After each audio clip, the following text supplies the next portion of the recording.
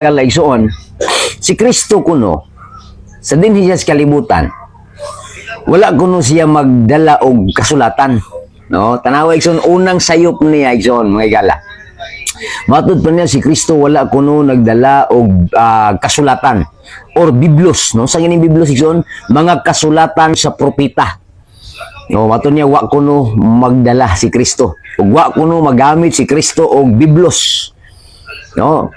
Or kasulatan sa pagtudlo niya sa katawhan.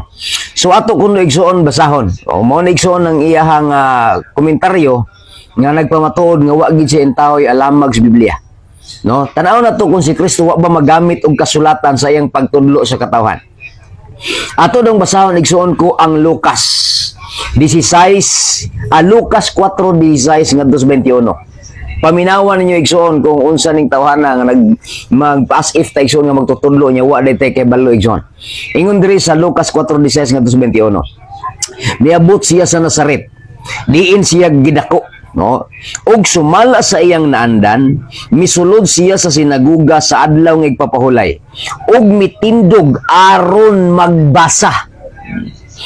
Ayaw gamita, brother, sino in tao ng imuhang sinurambaw nga utok igsuon ko sa pagpamutbot igsuon. Katawa kay ning reaksyon aning Mr. Tundag, ang iyang kabulok, ang iyang kaugok, iyang ipahid pagyud sa kuha. Ayaw. Kung ingon ana mo, ayaw ninyo nang ipahid sa kuha kay kung sa kuan pa ba dili ko parihan ninyo nga mag-isip or maghuna-huna. At the same time dili ta pareho og tawag ining research. Ano man kay kutob ra man mo anang opinion, kutob ra mo ana bitaw personal interpretation, subay lang sa inyo hang gitawag og gibasa o tanawa ra. Ang atong issue, ang issue nato about Bible alone. Unsa may interpretation sa mga sulpot og tagak nga parihan nimo concerning anang Bible? Libro lang ni Propeta Isaias? Libro lang sa Daang Testamento? No. Ang interpretation anang term nga Bible composed na siya sa Old and New Testament. Unya pagkahuman kamo nga mga sulpot ug tagak ni gamit lang mo og 39 books sa gitawag og kining Old Testament din nangupya mo sa Katoliko sa 27 books sa New Testament. So mao na ang interpretation or tawag ining definition sa term nga Bible nga mao'y atong issue. So ang paggamit ninyo sa pag-quote niyo St. Luke chapter 4 verse 16, dili man na referring sa Bible. Part lang na sa Bible para makalusot mo, himuon ninyo ba ka na bitong i-fragmented ninyo? I-fragmentalized rather ninyo ang tawag ining evidence para ipalusot ninyo ang inyong kaubok o ang inyong kabutbuton. Ayaw! Ayaw! Number 2 point, ang issue again, Bible alone. Same sa situation sa karon nga gitawag og panahon. Ang akong pagsulti nga ang Kristo kaniadto way bitbit nga libro kay wa man gyud nagbitbit og libro. Nya ang inyohang tawag ini kabulok gigamit ninyo ang St. Luke chapter 4 verse 16. Asa man gibitbit ng Kristo? Gikuha to gikan sa sudlanan sa tawag ining sinagoga. Gikuha gibasa sa atubangan libro ni Propeta Isaias. Dili to Biblia. Part lang siya sa gitawag sa mga Kristiyano nga Biblia. Pero di ito Biblia. Buluka gid ninyo eh. Mo naging una ba nga magpakaron ingnom tawag ining kamao ba nya di ay. Makauuhaw kay na oy. Makauuhaw kay na. Number 4 point. Mga sir og tawag ining mga ma'am. Kanang sa panahon ni Ginoong Jesucristo, wala pa nahuman ang New Testament writings. And at the same time, ang New Testament writings o katong tawag ining mga gipangsulat kaniadto not less than 1,000 manuscripts ang ilahang nakolekta. Napanay sa Gospels, napanay Gospel of James, Gospel of Judas, Gospel of Thomas, sa Acts of the Apostles, napanay katugbang siya, Acts of Peter and Paul, Acts of James, Acts of John. Daghan pa kay na.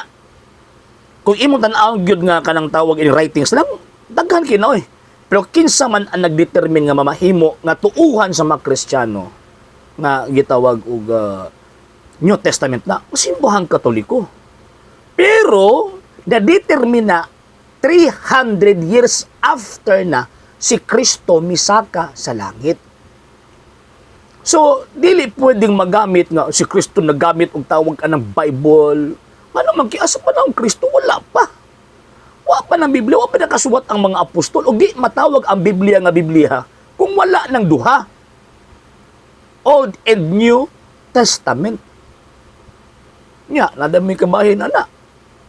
O tawag ining gipang kanang igisuwat sa mga apostol. Wala kitagak man mo. Wala ayon, musukon ba ayon lagi misud ani inyong bulsa kay dagko ra kay mi. Dagko ra kay mi. Dagko ra kayo mi. Mana nga ayaw tawag ining i-fragmented or i-fragmentalized ang inyong understanding concerning sa issue. Kay makumasakpan mo uwaw kayo. Uwaw kayo. Pasan ni karon sakpan man mo. I-fragmentalize ninyo. Gikuha pa niyang etymology. Wa din ni gamit sa kasulatan mo din issue na to. Ang atong issue Bible. Kaduha, kalang term nga Biblos, ang definition ana sa panahong Kristo ug sa karon dili mao. Nigamit lang as tawag ining nigamit lang as general definition kanang book. Pero in particular dili ay lahi man ang books ang gituwa kaniadtong karon. Ayaw lagi. Sobraan ra kay mo sa inyo ang kabulok mo nang pataka lang mo tawag ining reaction sa mga issues o sa mga puntos nga ato ang gi-present ni ining maong gitawag ug ato ang pag-reply. Kini part 1 pa lang ni kay bali 7 minutes man to iyang kuan. Iyang kanang bitong kabuang so mo na ato ang usa-usahon na. Kay para kung sukan pa ba para walay sami mga sir ug mga ma'am. Okay? Sa hindi pa po nakapag-follow sa mga pages po natin, i-follow nyo po yung mga pages po natin, RJ Horolanciano II, TV Apolia Punto Argumento page, Kuya Apologies TV page, and RJ's Vlog 2022. And pwede rin po kayo mag-send po dyan ng Facebook stars. And also, sa ating po mga channels, sa hindi po nakapag-subscribe, i-subscribe po ninyo yung mga channels natin, The Lay Catholic, Apologies International Official, RJ Sano II TV, Kuya Apologies TV, and Barrio Kawayan Religious Forum. And pwede rin po kayo mag-send po dyan ng super sticker, super chats, and super thanks. And maraming salamat po sa mga kapatid at mga Katoliko na always pong tumutulong sa programa po natin. Maraming salamat po. Nang dahil po sa tulong at suporta po ninyo ang programa pong ito, until now, andito pa rin po sa social media. And until now din po, nangangailangan pa rin po tayo sa tulong at suporta po ninyo dahil wala po kami magagawa rito mga sir, mga ma'am, kung wala po yung tulong at suporta po ninyo. Sa gusto pong tumulong, sa gusto pong sumuporta, pwede po ninyong ipadala ang tulong at suporta po ninyo sa pamamagitan po ng ating mga account numbers dyan po sa ating pong screen. And pwede niyo po kaming i-message sa ating pong page kung via remittance po yung papadala po ninyo. Maraming salamat po in advance.